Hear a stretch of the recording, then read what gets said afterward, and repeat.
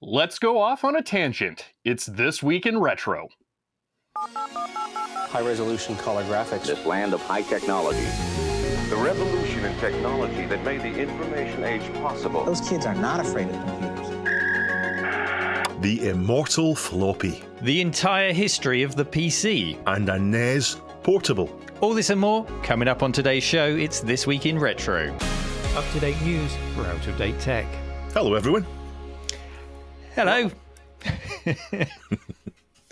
A few weeks ago, Neil asked who you feel we should have on as a guest, and lots of people suggested Shelby, today's guest.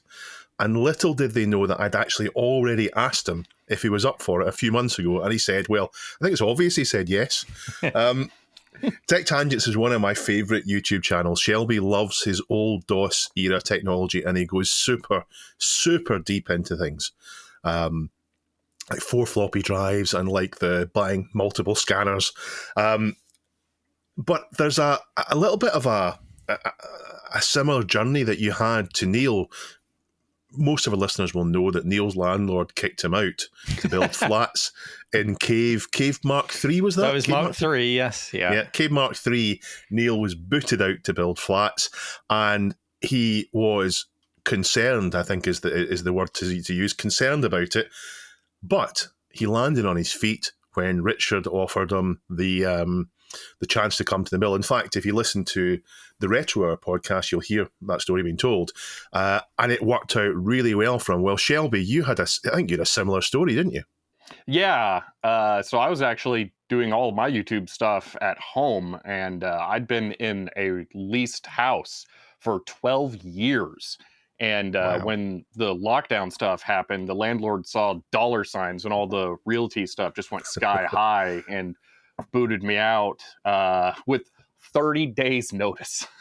Oh. So I had to move everything I owned, both somewhere else and find somewhere to continue doing videos, because it was everything was sky high pricing. So getting enough space to do it was going to be a problem. But yeah, the stars all aligned to make getting the office that I'm in right now a possibility. And I just feel so incredibly fortunate that it worked out the way that it did. Yeah, because you're in a space, I think it's former or currently commercial space or office space type thing, but you've ended up in a what to me looks like, I'm sure you've got it filled now with big box games, but it looks like a good size space. So you've kind of fallen on your feet there again. It's worked out for you in the long run. Yeah, it's about 900 square feet, and it's actual office space. It to traditionally like different rooms where you'd have people desks set up and that kind of thing. And I got about 4 different rooms in here, and most of it's just become storage. But the one room right here is where everything usually happens because it's a very long room, which makes it really easy to get good camera angles for stuff, which is just great. I didn't have that before when I was filming at home at all, and it's really changed how I can film. Has it made you work more efficiently, would you say, your whole workflow in creating videos? Does it work, or did you have a similar kind of setup in your previous home? Well, I don't edit here. So Right. when I'm in the middle of editing and there's something that's just not quite right, it's very frustrating not just be able to walk over, turn on the camera, and get the shot that I need or something like that. So having to more rigidly plan out how things are produced is not my favorite way to work. I like to work a little bit looser, so it's kind of railroaded me into something a little more strict, which I'm not the biggest fan of. We've definitely had a similar journey, because I do my editing at home, and it's a 30-minute drive over to the cave space. So my justification for that was so that I would actually spend some time at home. Otherwise, I would be there the whole time filming and editing. So I spend a bit more time at home. But yeah, it's immensely frustrating when you just need that tiny bit of B-roll to finish the video. Yeah, I feel your pain. Oh yeah. But you've also done something else that I thought was really interesting, and I'm not sure if people will know about it, because I don't think the YouTube audience is necessarily the same as the Twitch audience. You've started streaming loads and loads on Twitch. I think you record most of your YouTube videos. You're broadcasting what you're doing on Twitch while you're making up the video that way. Well, it's mixed. Sometimes I am doing that, and sometimes it's different content entirely. And then I'm actually starting a new workflow process right now where I'm trying to work on like really long-term projects while I'm live, and then I'll reincorporate them later into YouTube videos. But yeah, adding Twitch streaming into what I normally do has been really nice overall. So I've been enjoying that.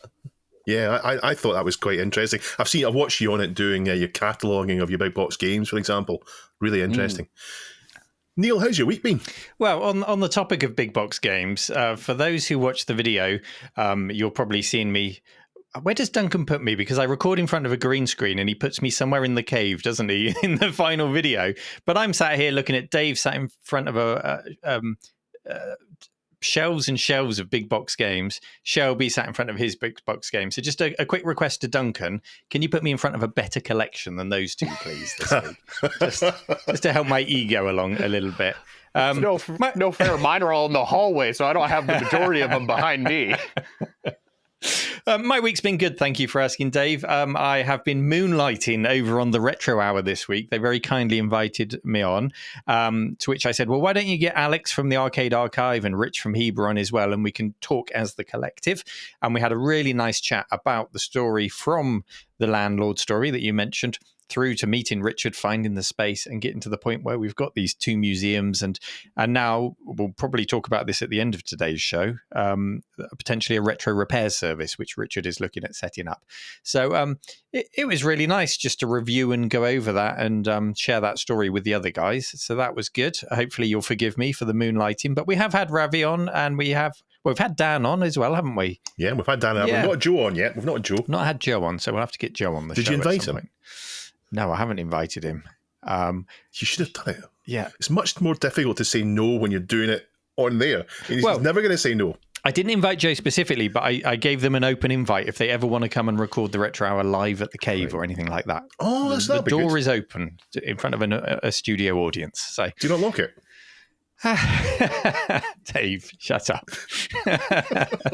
Other things I've been up to this week, I've been ordering all the wood for the next area of the cave, for the lab area that we're building. So the CLS to build the walls, the cladding, the furniture, all of that stuff. So that is on its way, and there'll be a video series on that too. And you mentioned Shelby on Twitch, but I think you've been doing some Twitch stuff, haven't you, Dave? Yeah, I've been trying to go through Star Trek on Twitch on Mondays with Happy Coding ZX. I'm sure Duncan will put a link in. It gets me playing games and playing adventure games, which I love, but gets me playing them honestly rather than the way I do it. I feel as if I rush myself through them these days. So there's three of us doing it. Happy Coding, Alan does the controls, and the three of us talk our way through it. Three of us are blind going through this Star Trek 25th anniversary, but I'm really enjoying that. And I'm also trying to do the Arcade Archives Ghosts and Goblins Challenge as another way to force myself to play games, because I just don't play enough games. I just don't get it. It's always something you put off until later, and then you feel guilty about doing it. So I'm going to do that. He has told us that Dip Switch can be an easy. It's such a hard game, even on easy. Trading standards should be, if that's easy, trading standards should be called in. So hard. Yeah. At the Arcade Archive yesterday, there was an event I was at, and there's a guy who we watched him play Ghosts and Goblins all the way to the last level. He killed the final boss, and it said there was a message that came up and said, well, this doesn't really count because you weren't carrying the shield. You have to have the shield to kill him. So it sent him back to the start of that level. He got all the way to the final boss, and he didn't finish him off.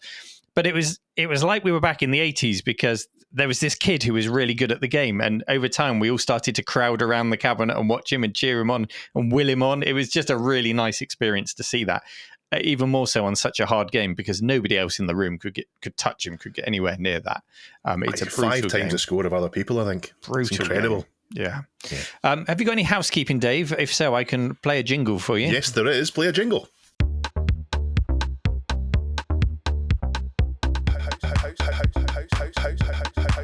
Housekeeping.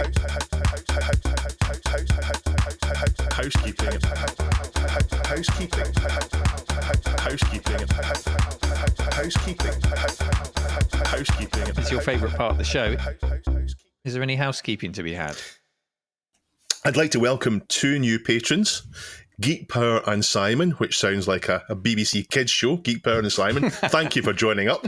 If you'd like to join in, you can go to www.patreon.com/thisweekinretro and sign up. We do appreciate it. Of course, it's not necessary. We also appreciate if you could review on your podcast application of choice to let people know that you like the podcast and you should listen to it. Winamp.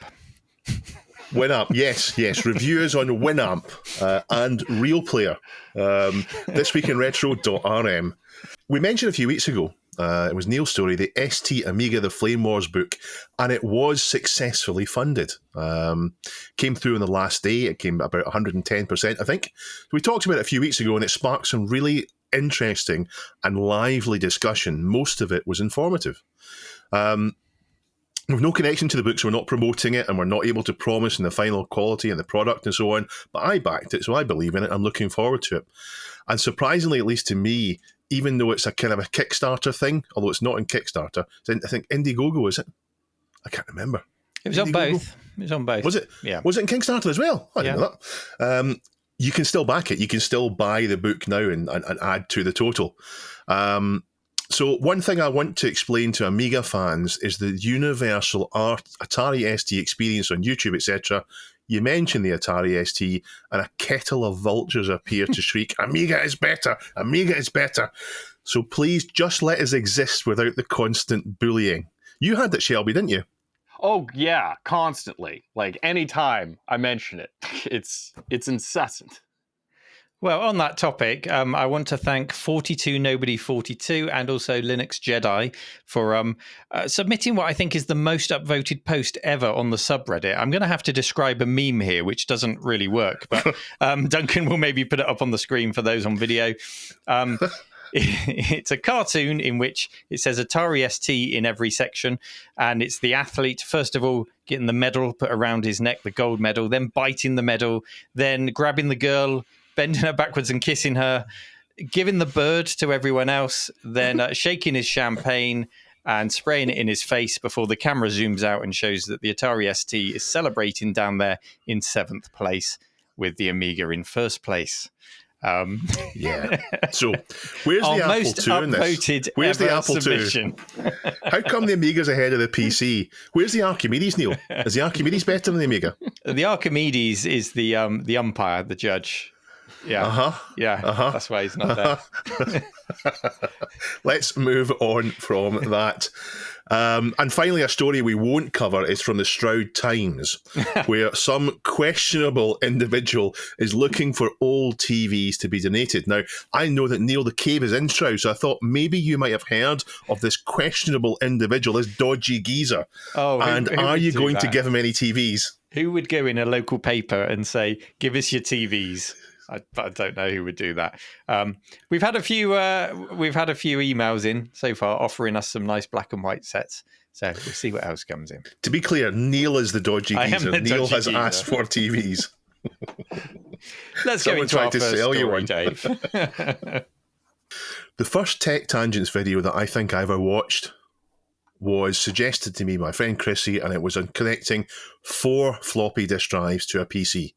I thought the limit was 2, but no, the limit is actually 4. In fact, it may not even be 4, but it started off the natural. I'm out of my depth already here. It was 4. Why don't you ask Shelby? Is it 4? Well, actually, it's 8. There you go. So there, the limit's 8. Yeah. So I said it the first time. Now, I do love discs. I love the experience of using discs, the physical media. I've gone back to using vinyl records and CDs for the same reasons. And by the sounds of it, discs will never die. A while ago, we had a story on Japan's war on the floppy disk. But today's story is thanks to Starcade 2084. And it starts talking about a cowboy, Mark Nakes, we've probably pronounced that wrong, who travels around rodeos doing custom... Where's this going? Bear with me. Doing custom embroidery on jackets and vests. Wow. He bought an $18,000 machine second-hand that was made in 2004, and it uses discs. and it came with 8 discs. And when he got down to only 4 left working, he started to worry. It then talks about David Nizashvili. You've chosen all the great names today. who does maintenance, I do apologise, who does maintenance in Tbilisi in Georgia, not Georgia in the USA, on Boeing 747s made in 1987, and they use floppies to apply critical updates. They also mention a Texas-based company called PLR that make emulators.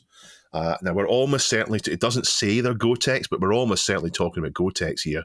And it says that CNC and embroidery manufacturers are the biggest customers. And of course, there's no reason why a working CNC machine that uses a floppy drive to hold the data, there's no reason at all why you have to replace that because floppy drives are. The floppy drive shouldn't be the tail that wags the dog there. So they will continue to be necessary for a while, although perhaps it will be through an emulator with a USB stick. Floppies stopped being made in 2010, although they're still easy to get hold of. And the article does go on to talk to Tom Persky from floppydisk.com, who I've mentioned before in previous stories, and talked to him as well. And he thinks at 73 years old, he'll do another 5 years and then stop, and that'll be the end of it. He thinks no one else will pick up the torch from him. And not everybody's a fan of the floppy disk. Florian Kramer is a filmmaker who in 2009 shrunk every Oscar-nominated film into an animated GIF, or GIF if you like, on 2 floppy disks. And he says it's a toxic medium, and as plastic waste should no longer exist. So I have to hope that the quote is from 2009 before they stopped being made. And then he might have had a point about it. Now, Shelby, I know you like discs, and I don't think you're a cowboy, despite coming from the wild, wild west in the USA. Do you think they'll ever die?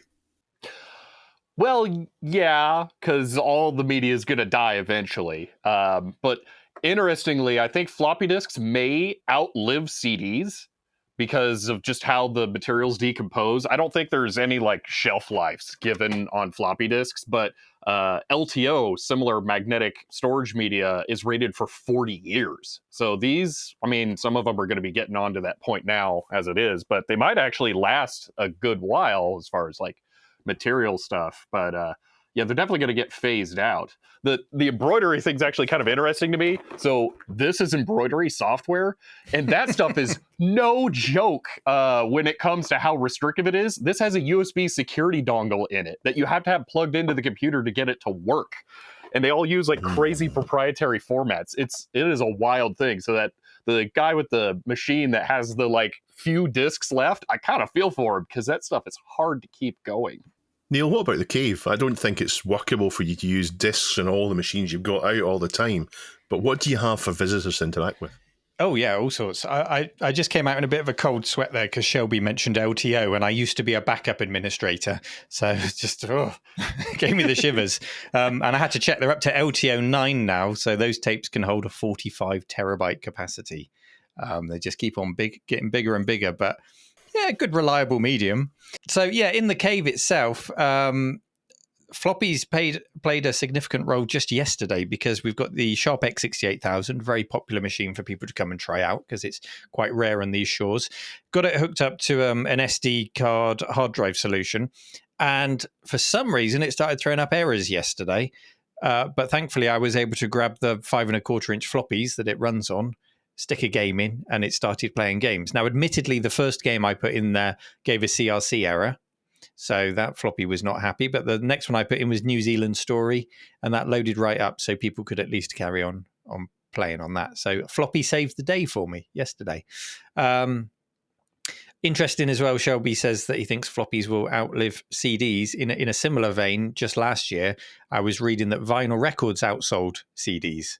So, I mean, I don't think anybody's going to be buying floppies for a warmer audio listening experience. But, you know, there are obviously use cases there. CNCs are a very good example because I used to support CNC machines. So, yeah, as Dave says, why force the upgrade? If it works, it works. But that force might come from a lack of floppy disks. And you also mentioned floppydisksingular.com. And I was reading up on that just yesterday as well. And the guy there, what's the name of the chap who runs it, Dave? You know? Tom. Tom talks about these stories where he'll pick up 500,000 floppy disks at a time or 50,000 floppy disks at a time for people's garages and things. But these are still 20-year-old at best boxes of disks. They're new old stock, aren't they? Yeah. Or 13-year-old, in a best case scenario. So yeah, floppy disks are certainly disappearing. In the cave, also, we use Gotex, we use SD card solutions for hard drives, and I do like floppy disks as a symbol, as a physical thing, as a throwback to the past to show kids especially. Go on. Yeah, even if you watch sci-fi shows set in the future, they still use things that are essentially a floppy disk. They'll hold up the memory chip, the memory crystal, the engram, whatever it is, they'll hold it up, and essentially what they're holding up is what we recognise as a floppy disk. Wow. Are there clouds in space? The cloud is someone else's computer. Pretty sure Star Trek has a subspace cloud. Yeah, there you go. But yeah, I think floppy disks today have the same problem that they had back in the day, which is speed. So at the point when we upgraded from cassettes, Dave and I had our Amstrad CPC and we loaded from cassettes and it was really slow, but that's what we knew. Hang on. I had the 6128. Oh, you had floppies. Had the 464. You had discs, right. I had a floppy cassette. disk from the get-go. I had a cassette. So when I upgraded to disc, it would have been the Amiga. Brilliant. Floppy disks were suddenly very quick, but then hard disks came into my life, and then floppy disks are slow Amazing. Again. And that became the slowest link in the system and the frustration. And it's just the same today. We love compact flash solutions and SD card solutions. And I love Gotex, but Gotex run at the same speed as the original floppy drive. It doesn't speed things up. So that frustration remains. So in the modern day, I like the experience of installing something once from a floppy disk onto an SD card solution, going through that installer screen and choosing my sound card and all that. But beyond that, it's very frustrating using an Amiga, for example, and loading from floppy disk every time. So it's very much a love-hate relationship for me. Same as it ever was, really. Yeah, I think there's a line. I think if I'm using an Amstrad or a Commodore 64, I like to use discs. If I'm using my old PCs, I'm delighted to install from floppy disks. If I'm using the ST or Amiga, I think if it's a game that you load from disk and it's a single disk or maybe even two disks at a stretch, it's okay. But when you start to get to the Amiga games like Monkey Island and so on, where you're swapping, no, hard disks are the way for that. But I don't think discs will die in my lifetime. I think people talk about them as being very unreliable, but it's down to how they're stored. And properly stored ones show no sign of giving up on their own. Neil? I was just interested in Shelby's earlier experiences with media. Did you ever have a machine with a cassette deck, Shelby? What did you start with? Well, I actually started a little later with a Pentium 2 era type thing. Oh, okay. So, yeah. I think he's younger than us, Neil. I think he's a lot younger than us. Yeah, maybe a little. But I did actually, I had a bit of experience with floppy disks instead. Sure. So I've never really disliked the format, though, because I never went from cassette to that and experienced the speed boost from that perspective. But to me, it was always the liberation of the files being transferable with floppy disks, and I appreciated that fact. The size capacity for me was more the issue when that was happening, and zip disks blew my mind when those came out. So yeah, well, you would have landed then right in the multimedia era when actually floppy disks were the non-talky versions, the less exciting versions of many games, and you'd have to buy your CD to get the talky versions. Yeah, I also used CDRW to transfer files around in the similar vein to floppy disks. That blew my mind that it was like a floppy, but so much capacity. I don't think we'll give up on using them as enthusiasts because there were such gargantuan volumes of them in circulation, massive amounts of them in circulation, that you can still get hold of them. Tom Persky said there isn't anyone with 500,000 discs, but there are 500,000 people with a 10-pack. Neil, are you going to disagree? Do you think he's wrong? I'm not going to disagree, but I'm just going to say to the quote earlier when somebody said that floppy disks are just plastic waste, do what I did. If you're that desperate, before you put them in landfill, tile a wall with them. Because a wall tiled with floppy disks, as my kitchen is in the cave, just looks fantastic. So I understand that you tested all the discs first, and it was only the working ones that you used. it was and only the, put in the landfill. it was only the Atari ST ones. Yeah. That's right. Yeah. I have to say, I find the idea that they're plastic waste to be quite overgeneralization, because I mean they had their place. They had to exist at a certain point, and the production would have continued. I mean, maybe those clear ones that don't have enough of the filter media in those were kind of plastic waste to begin with because they just sucked. Yeah. And by the time that guy did it in 2009, almost every floppy disk had already been manufactured, so it was already waste. I mean, what are you going to do with them? Yeah. But anyway, floppy disks, they're great. We are sponsored by Pixel Addict Magazine. Pixel Addict Magazine is a monthly lifestyle retro magazine, which is available on their website, Neil. Oh, pixel.addict.media. Well done. There's a new issue out. It's now in the shops. It's been in the shops for a week by the time you're reading this. I've had a read of it. I haven't had a proper read through it, but I've glanced through it like I did last week. I've not had any time this week. What's the story? What's the lead story? It was the dinosaur with the silicone graphics, wasn't it? The silicone dinosaurs, graphics. Yeah. You probably haven't got past the cover yet, Dave, looking at the dinosaur fighting great. the cover's STI great. logo. There's also mention of iOmega zip drives on the cover, which will please Shelby. And Archer McLean memories. So a nice tribute to Archer McLean in there. Yeah, he's an important British developer. You can get this magazine by going to their website and buying a PDF copy, or you can subscribe for a physical copy, or you can find it in the newsagent, mostly worldwide. Now, as is tradition with our guests, Shelby, this is just a yes or no answer. Can you confirm that Pixel Addict exists? Firsthand, no. Oh, that's fine. Controversy. Yes or no answer. You cannot confirm it. Clint could confirm it existed. It's a step back, I think. I don't know. This is my first time hearing of it, but I'm not big into the retro scene, I would say. Fair enough. It could go on your shelves along with the Byte magazines. Yeah, it could. I'm just going to stick my neck out here, guys, and say that Pixel Addict does exist. I hope that's not too controversial for you, but you can find it at pixel.addict.media in a physical and a digital format. Thank you for sponsoring us. I'll definitely have to check it out, though. Yeah. Finger guns. Let's end with finger guns. So in our next story, we're going to cover the complete history of the PC. Yeah, might be a bit of a stretch, but it's prompted by the submission of our listener, I Am Amiga, who I already love, who links us to a free book available in PDF format called Retrograde. And it says it's the ultimate guide to pre-millennial PC hardware. And that sounds right up our street.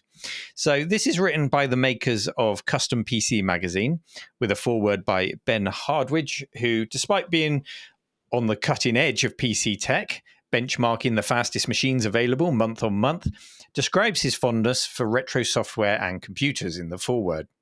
There then follows 100 or so pages on the history of the PC. There's a build guide for a retro PC, and there are various milestone chapters in there about different graphics cards, processor development, software, things like that. So this being, I would call it a magazine rather than a book, as I Am Amiga called it. Being a magazine, it means you've got a mixture of lovely articles on 286 CPUs, for example, interspersed with an advert for a 27-inch 165 hertz flat screen monitor, which is exactly what you want to pair your 286 up with. But it's a nice refresher of a lot of your favorite PC technologies, and it could even fill in some blanks in your knowledge in some of this technology. So it's worth a read through. The build guide in this magazine targets a Pentium 166 MMX system with 32 megs of RAM. It's got a bog standard Cirrus Logic 2D graphics card in there. A compact flash hard drive is their modern twist, but I think pretty much everyone uses compact flash hard drives these days on their retro machines. And a Sound Blaster 16 card. They do show an original Sound Blaster 16 card rather than a perhaps more readily available alternative, but that's what they're recommending. And it does, of course, have to explain to the youngsters how to configure such things as the master and slave drive jumpers on hard disks, and configuring your config and your auto exec bat files. But as far as I'm concerned, that's all part of the fun of it. It also talks you through installing FreeDOS, and it tells you how to use a slowdown tool to enjoy games that aren't cycle aware. So those are the games that just run as fast as they can. And the example used in the magazine is Origin's Martian Dreams. So often it's Origin games that come up with this problem, isn't it? Yeah, which is an Ultima spin-off. We would like to mention Ultima on the podcast. Yes. Ultima's great.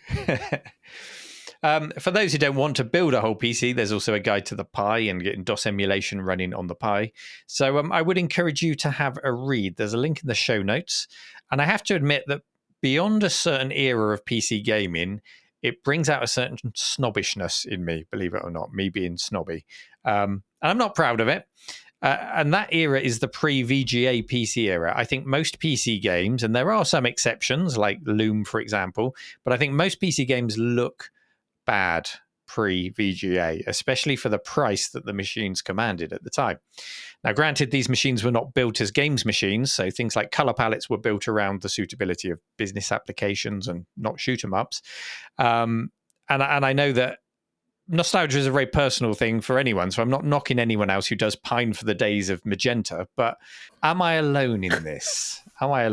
Dave, let's start with you. Are you a pre-VGA PC snob? I'm in two minds.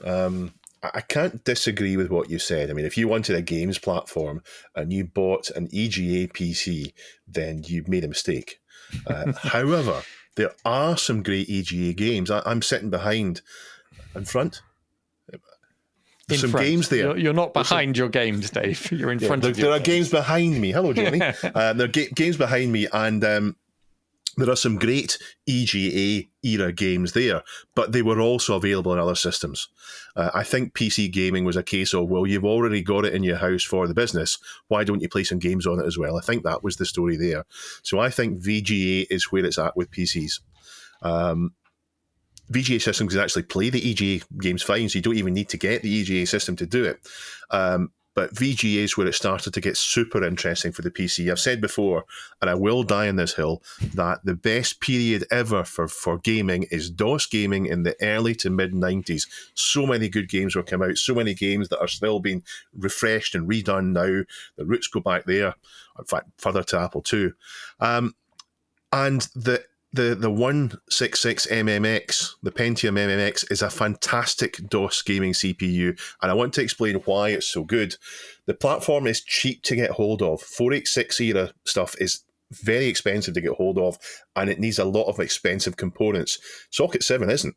So a 166 MMX is cheap to get hold of. You can put a PCI, a simple, cheap PCI graphics card, or even an AGP graphics card if you get the right board, as well as something. And I think they're wrong to recommend a Sound Blaster 16. I would recommend you don't look at a Sound Blaster 16. There are lots of bugs in those, and you're better off with something like a Yamaha ISA sound card, a YM18 or 19. They're about 20 or 30 quid or $30 in the US. Easy to get hold of, they're cheap, and they're better than the Sound Blaster 16 for compatibility and bugs and so on.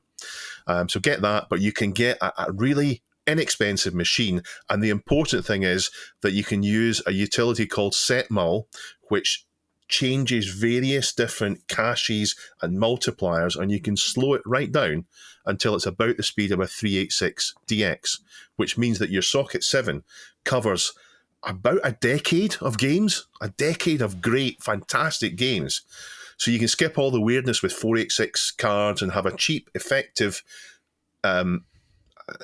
386, 486 and Pentium MX machine for not very much money. Now, the book, which I've only skimmed through because I haven't had time to read it all, it mentions the slowdown utility in FreeDOS, and I'm not familiar with it, so I can't see if it's any good. I know that we used slow-mo back in the day. Or Moslow. Setmul's better. Moslow. And it wasn't quite as good because I think it burnt CPU cycles to slow things down rather than actually slowing the CPU down. So I don't know if that's good, but go get your DOS gaming going. Go get it going. Yeah, it was stressing the CPU with excess cycles rather than crippling it in the way that you described. With what was the other utility you mentioned? Setmul, SETMUL. It's a modern utility. Fantastic. You get it in Vogons. And, just an example of some of the graphics I was skimming through here. It shows off Xenon 2 Mega Blast in high resolution monochrome mode. Not really ticking my boxes there. And it talks about composite mode and squeezing more colors out of the composite port on a CGA card in games like King's Quest and hacks like that. It's a world that I'm not super familiar with, that pre-VGA era of PCs, certainly the gaming, because you were on your Atari, Dave. I was on my Amiga, and they weren't made as games machines, but they just had palettes that lent themselves a little bit more nicely to 2D video games at the time. And the cost was part of it as well. You got the complete thing with the ST or the Amiga, whereas a PC, to buy it, if you had it in the house already, that was fine. But to buy a PC for games until maybe 1992, 93, 94, when its price started going really down, that's when it became feasible. Oh, yeah, and there must be a huge number of adults out there now whose nostalgia is based around being a kid and sneaking a game onto their dad's business PC in the back office or something like that, and discovering gaming that way. And there's nothing wrong with that. That's your childhood to enjoy. Shelby, have you had a read of this magazine, and what's your relationship with the PC like? Do you have any love for the pre-VGA era? So I did actually poke through the magazine a little bit, and I appreciated them covering the voltage settings on the Socket 7 stuff, because to me, that's one of the more daunting things, is when you go into it with like an AMD chip being put onto a board that formerly had like an MMX or something. You got to make sure that you get all that right so you don't roast something. So I was glad that they did mention that. But I think that the PC gets maybe a bad rap for its pre-VGA stuff, though I will agree with Dave in that early 90s is probably the best era ever. And I would even go so far as to say 1993 is the best year, because you get Doom, you get SimCity 2000, and there's plenty of other stuff then too. So that's the golden era for me. But the PC definitely had some great games, and I'll even go as far back as to say CGA. Neil, do you agree? Can we go all three of us say 1993 is where it peaked? 1993 is the year I got my 486 PC. So it was a very exciting year for PC gaming for me. Yeah. There we go. Yeah. That's a yes, isn't it? Yes. Sorry, Shelby. No problem. Not going to get a complaint from me there. But yeah, there's pretty good CGA games. I would say the PC had an uphill battle on that, and they were good in spite of the color palette, but you get things like Sky Fox 2. Oh my gosh, Sky Fox 2. That's a space game that runs in CGA. It's a 3D game, and then I have a really good port of Pole Position for the PC that runs on CGA. So there's some good stuff like that. I think the things like the CGA composite mode kind of get blown out of proportion, that it wasn't that common back then, but it had its points where it was good, but I will admit it was more the exception than the rule. So, but yeah, the PC definitely came into its own with VGA, where it finally did catch up to the ST first, and then the Amiga. So it does go through to the 3DFX era and all the way up to the turn of the millennium. But on the VGA section, page 35 here, it says the very best of early VGA. And it shows Wing Commander, Wolfenstein 3D, Eye of the Beholder, Secret of Monkey Island, Dark Seed, and Deluxe Paint. And there's quite a lot of crossover there between the 16-bit era and the VGA era. But when it comes to things like Wing Commander, it's got the grunt to really, give you the frame rate that you need. And you've pretty much got a hard drive as standard by this point. So, you're not waiting for all the disk loading times. Something like Eye of the Beholder, that was fine on the 16-bit machines, wasn't it, Dave? I know you're a fan of the old dungeon crawlers. So you got it on the Amiga. In fact, the Amiga might even been the lead machine for Eye of the Beholder, and it was better on PC, but it didn't make the game, if you know what I mean. You got a great experience on there, so that's a poor choice. As is Monkey Island. Monkey Island's a terrible choice to say VGA is good. I mean, VGA Monkey Island is great. Yeah, I guess the standout then is Wing Commander and Wolfenstein 3D there for pushing the PC era. And then it goes into the 3DFX, and that's just a wonderful, wonderful era for me. Loved getting my first 3DFX card and through to the GeForce and beyond. So we've talked about the retro build guide there. So Dave, you seem to think that the P166 is perhaps the ideal retro build, or would you tweak that a little bit? So the Pentium MMX is the ideal build. Definitely 100%. That's the one to go for. It's more versatile than a Pentium 2 or a Pentium 3 because it can go back easily. But don't necessarily look at the 166. The 200 or the 233 would be slightly more versatile. And the prices are still rock bottom. You're talking just a tenner type thing for the CPU. So no reason at all not to go for it. Shelby?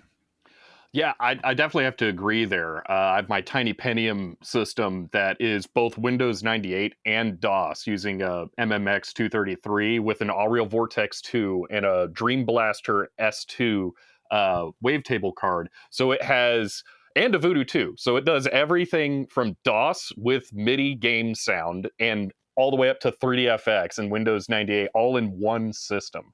So yeah, definitely agree that the Pentium era like that is just the best to go for if you're going to go with one. 10 years. 10 years in one machine. 10 years of the best games ever. So if you get the higher end MMX CPU there, you'll find that the CPU isn't crippling when you go into the Voodoo games. It's keeping a nice pace with the Voodoo card. Or is it a little bit too slow for you still, Shelby? Well, just a little bit. There's some stuff where it's definitely CPU bound. Sure. I'll run some things. I'm like, this just doesn't quite do it.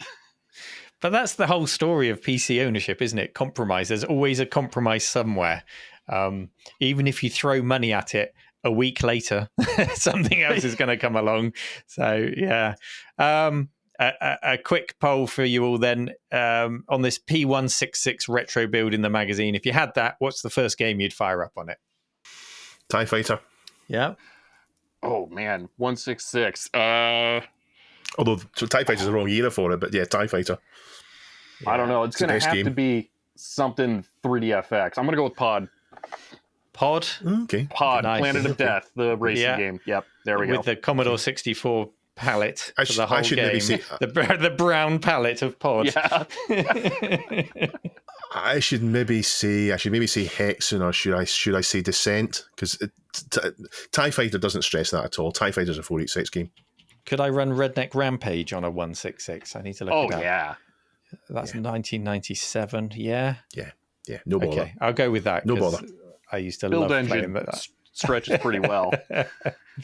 Good. And then Unless you go for high resolution. I did also see in the magazine there's a section on floppy disks, Dave, just harking back to your story. And there is the line in the magazine, it took a long time for floppy disks to completely die out. So there you go. If Custom PC says that floppies have died out, then I think that concludes your story nicely. No, Dave's shaking his head. But anyway, if you'd like to check this out, this book /guide /magazine, it's available for the low price of free using the link in the show notes. And thank you to, was it I Am Amiga for submitting this story. If you'd like to submit any stories for our consideration, head over to our subreddit at reddit.com/r/thisweekinretro. The Nintendo Entertainment System took the world by storm in the kind of mid to late 80s, and it helped restore console gaming in the USA after a rough patch. I don't want to talk much about the so-called console crash in America because it's quite an emotive subject for some people, and I don't know enough about it to say too much about it. But my understanding is that things really fell away and the NES came back at just the right time to be a console for it. And then the Game Boy that was ubiquitous at the end of the 80s and into the 90s. I'd often see people playing Tetris on the train on their way into work. Train carriages, see several people with those out. But for all the Atari Lynx power, the Game Boy was simple, it was ergonomic, the screen was visible, if a bit muddy, and the battery life was good. But it wasn't the only thing that might have come out. So thanks to a link from Happy Coding ZX, a former Capcom engineer decided to make a portable that played Nintendo carts. He formed BDL Enterprises in California, where he made arcade test equipment, and he saw an opportunity in the expanding console market. he made a product called the Turbo Blaster, which, as I understand it, is an auto-fire device for the NES. And Nintendo themselves allowed it to be licensed as an official Nintendo product. He then stripped down the guts of a NES and made a product called the Express, in the same way that Richard stripped down a Mister and made the prototype Portable Mister, which is, the Express is 6 by 8 by 2 inches with a 4-inch colour screen and built-in speakers. He then built in a controller and added NES controller ports and supposedly 30 to 40 hours of battery life, which I flat do not believe. I don't believe back then you could get that, knowing what the other handhelds were like for batteries. However, it had full compatibility with everything, of course, apart from Zapper games. They hoped to sell it at the same price as the Lynx, which is roughly twice the price of the Game Boy. But because it uses custom NES chips, and it wouldn't make sense to buy a NES and then to shrink it down for each one. He needed to get the license from Nintendo, who were already in a relationship with his company. However, Nintendo declined. They said they wouldn't do it. There's no real reasons why given, other than Nintendo say it doesn't fit into their long-term marketing plan. So they felt it would cannibalize sales of the Game Boy or the NES itself. Personally, I think they're wrong. I think there's a market for people with the Lynx or the Game Gear was a different market than the Game Boy. You might have people choosing between the two of them, but you would have people who perhaps would look at both. So I think it's a shame that they didn't do it. Shelby, were you a console gamer? Did you think you'd ever want a handheld NES? It's kind of funny. I'm surprised there hasn't been one even after that, because the NES on a stick stuff that came out for the bajillions of clones of them, I'm surprised no one just slapped one in something that you could run off batteries. Although I do have to say, being a Lynx fan, I can see how that could absolutely devour batteries. But yeah, 30 to 40 hours on a Lynx? Yeah, no, yeah, sure. But yeah, I would have rocked a Nintendo Nomad, that's for sure, because there was plenty of great stuff on there. But yeah, I'm not surprised that Nintendo didn't do that, because I think they were really trying to push the Nintendo seal and the authentic hardware that was certified after. Well, he got that on the Game Blaster thing he made. Is it a Game Blaster? Is that what I called it? It was Turbo Blaster. Yeah, that had the Nintendo seal on it. They liked his product that much that they got that. Yeah, I'm guessing that they were just a little apprehensive, though. It was what it was. Is that maybe the other thing was just a little bit of a stretch too far. And I could see maybe the cost having been so high if it was like a full NES, but in your pocket, because the Lynx was very expensive, and that was probably its downfall ultimately. So maybe they're just worried about that. Yeah, the seal of the Nintendo seal of approval was very important in that post North American video game crash world, because Nintendo swooped in and said, after all of the awful versions of Pac-Man and these third-party games that appeared for the Atari 2600, we're going to keep a lid on this, and we're going to make sure everything's done to a very high quality. So it wasn't long after that we're talking about this period. So they would have been very nervous about letting quality slip. Although, as you said, Dave, they were slightly proven in their Turbo Express product, but that's a very different deal to a handheld NES as a step up again, isn't it? And a chunk of Nintendo's IP. The first handheld that I actually owned was a Game Boy Advance. And I think the reason for that is because I had access to all of those that came before it via friends. The Game Boy, so many people had a Game Boy. The Lynx, had a friend with a Lynx, used to play Blue Thunder and Chip's Challenge on that. The Game Gear, I tried them all. The Game Gear I tried at release time, and even as a young, excited gamer, the flaws were very obvious in all of these, especially with battery life. That's the one that always comes up. In the case of the original Game Boy, the horrific blurring on the screen when games scrolled, such as Super Mario World. I feel like Shelby's going to jump into the defense of the Lynx at this point. Hit me. Game Gear, actually. Oh, okay. Oh my gosh. I just have to remark on how great and horrible it was, because I had the Game Gear at the time and everything for it. I had the rechargeable battery, the TV tuner, and the magnifier attachment for the screen, which in theory made it easier to see. Was it any good? Oh, I loved it. I loved the Game Gear. Yeah? But the magnifier thing just made it dimmer. It made it dimmer. The light was stretched out farther. The best thing it did was prevent the screen from getting hit with light from the side. But Right. yeah, I loved my Game Gear experience, but it definitely has its flaws. And the 2 Game Gears that I now own are sitting over there, dead, waiting for new capacitors to get put in. So it's been a while. There you go. Magnify the flaws with the magnifier. And it's all about compromise. Compromise had to exist in handhelds, but it was too much compromise for me until the Game Boy Advance. And I think I remember at the time of the Lynx, that was the perfect handheld for me. I loved the Lynx if I could afford an endless supply of batteries. I love that console. I love the games on it. I love the sound that came out of it. If you load up APB on the Lynx, my goodness, that tune will melt your face. It's such a such a great noise that comes out of the machine, and its ability to rotate and zoom sprites. It had everything you could want in a handheld, but it was flawed by, even with a color screen, it wasn't a perfect screen.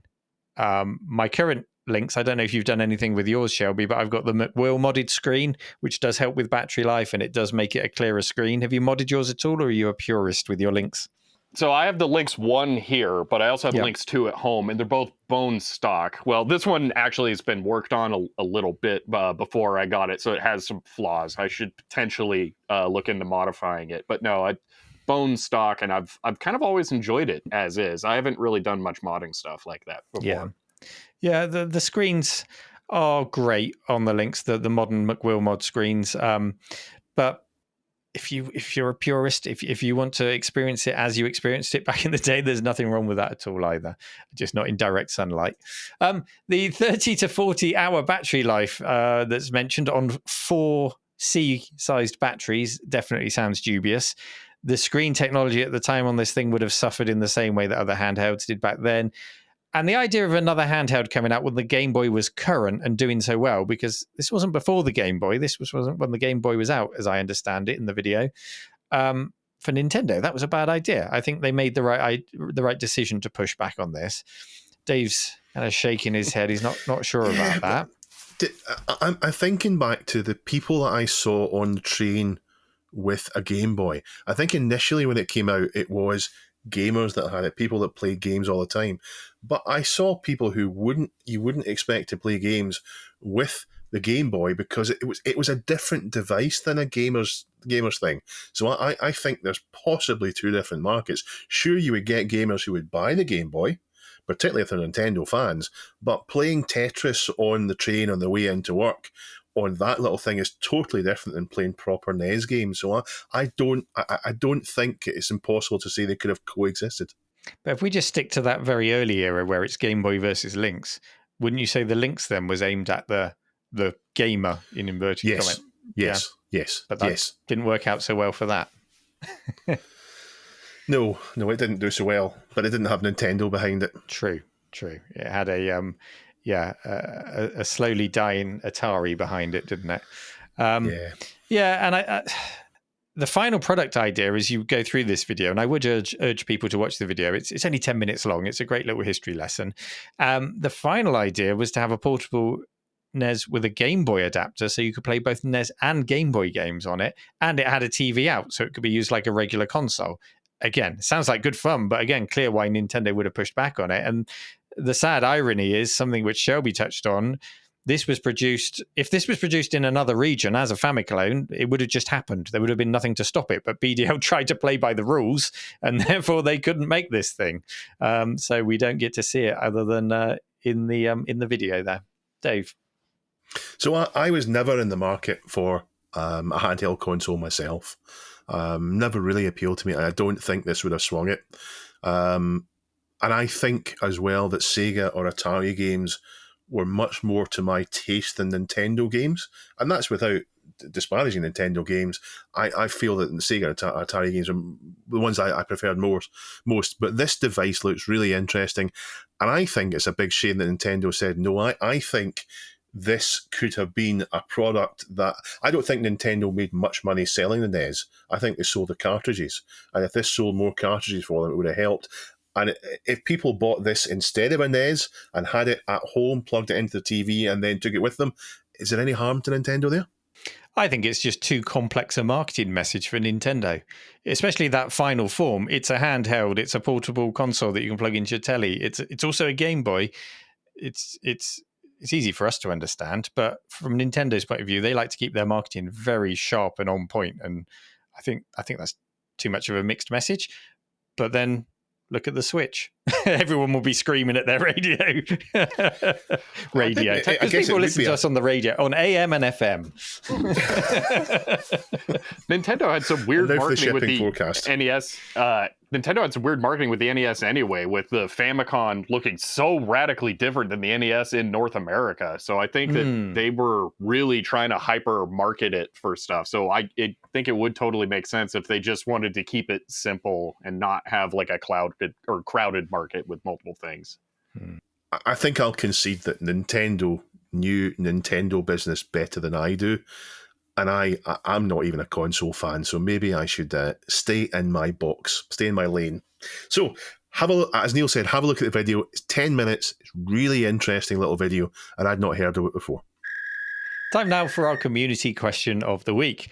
Now, I was away last week, and I the last 2 weeks, very much enjoyed listening to the last two shows. Well done, Dave and Chris, for carrying the torch. And the question you asked last week was, what are your honest thoughts about game piracy? Was it justified, or were we all just making excuses? So I think it's an exercise in making ourselves feel good for our previous crimes. Is that right, Dave?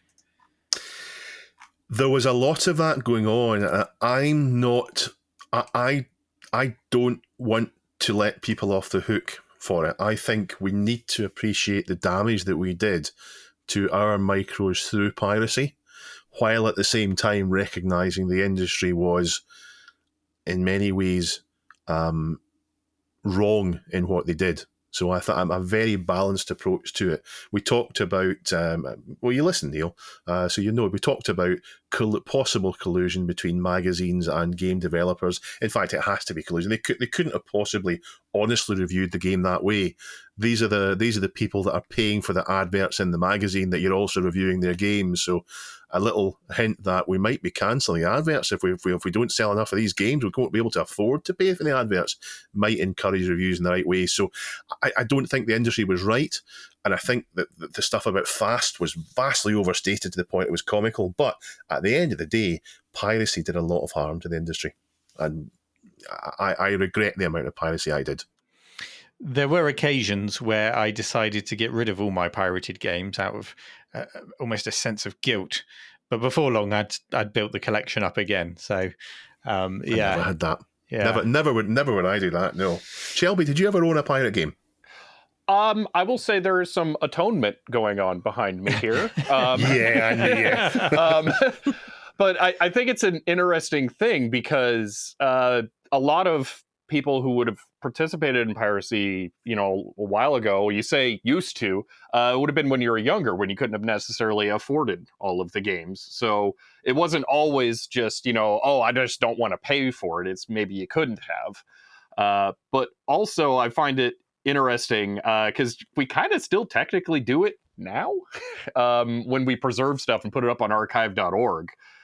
We just have the justification of preservation.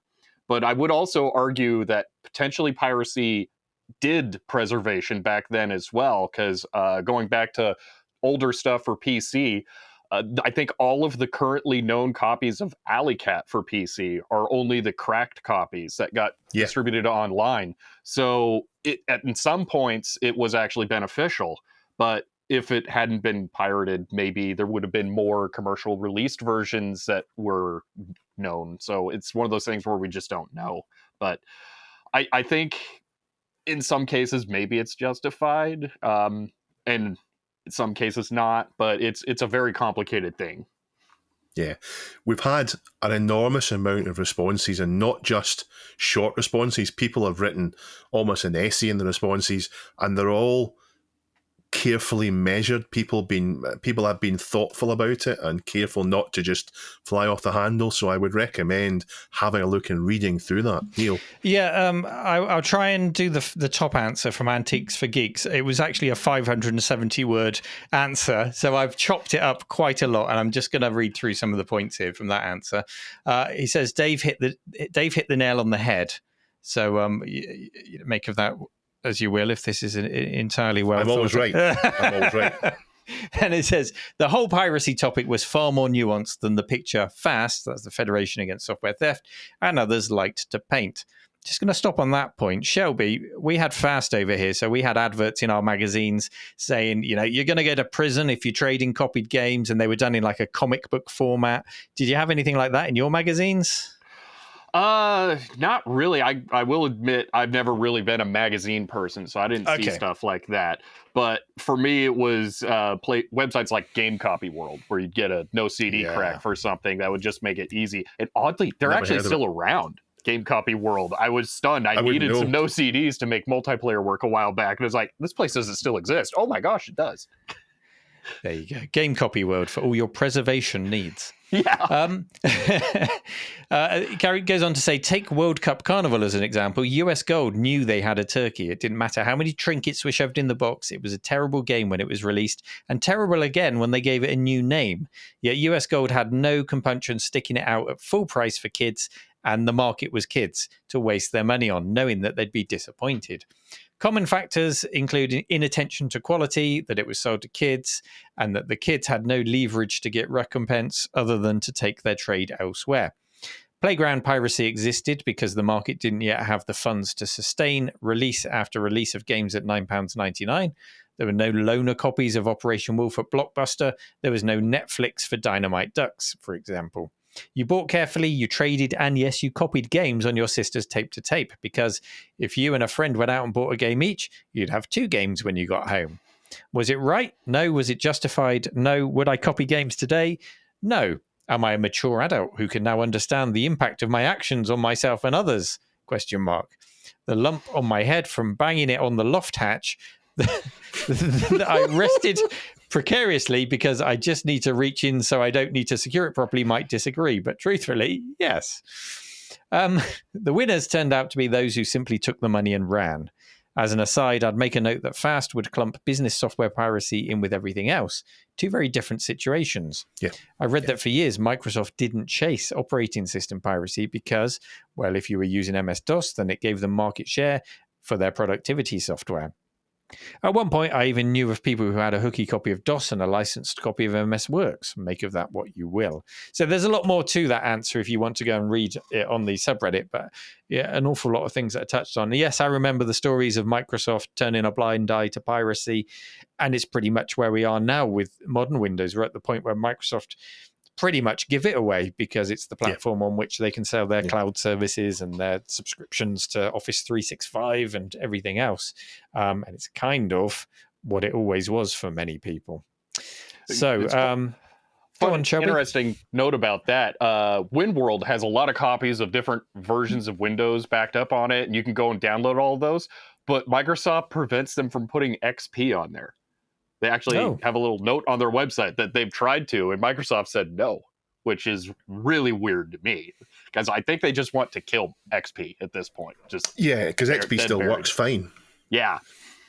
Kind of. Yeah. Who wants to take the second answer from Taden X? I'll go on. It's a shorter one, so I'll read out the whole thing. Back in the Amiga days, neither myself or my friends could afford new games. So outside of Christmas, birthdays, piracy seemed almost mandatory. From the devs' publishers' point of view, this breaks down to, on the one hand, games not being purchased, and on the other, games being neither purchased or played.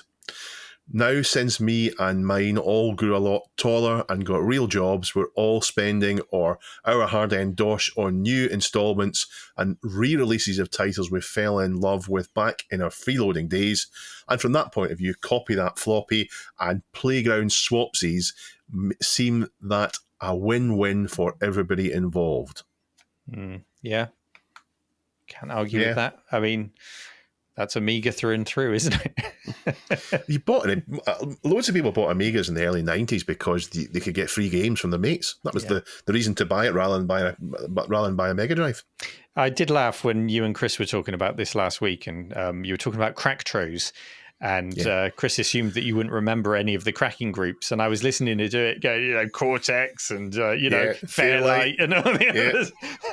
And then the fact that Chris said that any crack games had messages about his mum at the start of them. So, it wasn't just Chrissy's mum that we're talking about.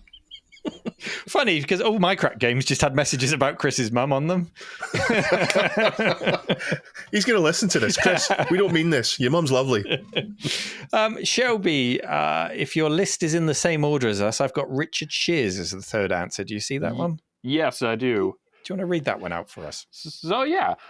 So Richard said, pirate me? Nah. Although I didn't realize that Xcopy was actually a product you could buy until a couple of years ago, let alone that a box copy existed. Ooh, box copy, you say. I did have a copy of Xcopy very early on, later getting a dongle with the Cyclone copier that could easily make copies. Sounds like he was pretty serious in the copying.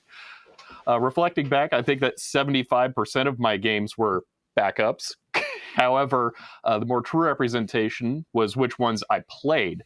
Then I would say the tables were reversed, and probably 70% of the games were legitimate. And I think that's a very fair point, is that you'd pirate a lot of stuff that you wouldn't necessarily fully play. And part of that would be that you may not have the investment in it. You wouldn't really think to play it through. You'd feel a little better about just like 5 minutes and then quit. So I always had the view that if I liked a game enough, I would buy it. And that held up quite well thinking about it. Yes, there were games that I did play and never purchased. But in all honesty, I probably wouldn't have bought it anyway, as I would not have the money to buy them back then. I definitely agree with that sentiment. Being a member of the Home Computer Club for both the CPC and Amiga era was an incentive. Also a member of the Special Reserve probably helped. As to cracking, I only did it for a challenge. I can't say that I was even worried about being the first to crack a game, although I'm sure the group that I might have allegedly known were more concerned with that side. I've actually seen some of Modern Vintage Gamers videos about the cracking scene for that kind of stuff, and it's very interesting how people would try to rush to be first for those things and then spread it out. That was not a scene that I was a part of. You mentioned the Cracktros.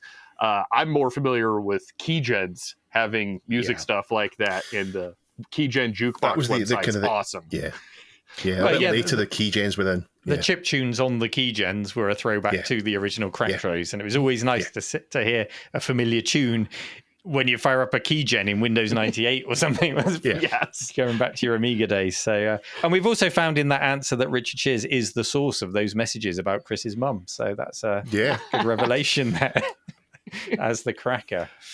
Dave, do we have a question of the week for this week? Maybe better if I read it out, isn't it? This question of the week. You read it out because, Okay, this is probably going to... No ulterior motives, nothing to gain here for Neil. This isn't lazy research at all. Go ahead, Neil. Abuse your role in the podcast. Abuse it.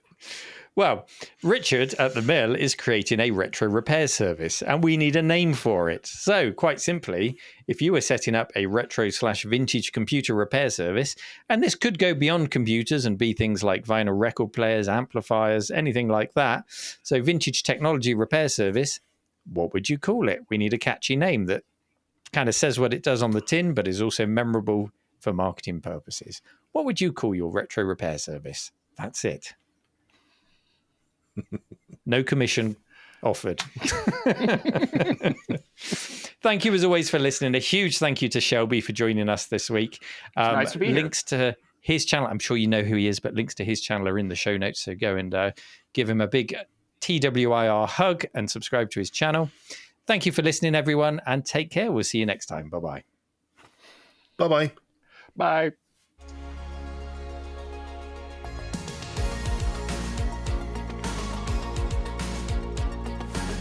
This Week in Retro was presented by Neil from RMC The Cave, Chris from 005 AGIMA, and Dave.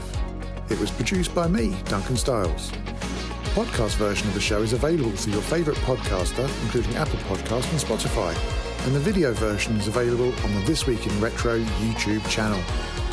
Join our community subreddit at r/thisweekinretro to suggest and vote on the stories we cover on the show. If you watch This Week in Retro on YouTube, please give us a like and subscribe to help us reach new viewers. If you enjoy our show and would like to support it, then please check out the link to our Patreon page in the show notes or description. Thank you for listening, and we'll see you next time for more up-to-date news for out-of-date tech.